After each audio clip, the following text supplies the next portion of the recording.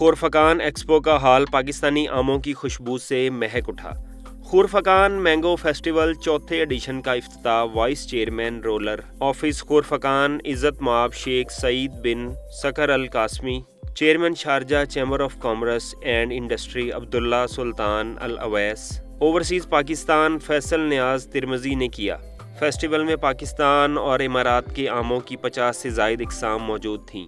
ہمیں بہت اچھا لگا یہاں پہ آ کے، بالکل ایسا لگ رہا تھا ہم پاکستان میں ہیں، اور یہاں ہمارا فیوریٹ جو فروٹ ہے وہ آم ہے، اور یہاں پہ ہمیں بہت سارے آم دیکھنے کو مل رہے ہیں، اور جو ہمارا فیوریٹ ہے وہ ہے چونسا آم، اور وہ بھی ہم نے ٹیسٹ کیا، بہت مزے کا تھا۔ ڈفرینٹ آم ہیں یہاں پہ، اور ڈفرینٹ کنٹریز کے جو لوگ ہیں وہ ہمارے ملک کے آم کو چکھ رہے ہیں اور پسند کر رہے ہیں، تو پاکستان ہمیشہ زندہ باد۔ پاکستان سمیت دیگر ممالک کے افراد نے پاکستانی آموں کو بہت پسند کیا۔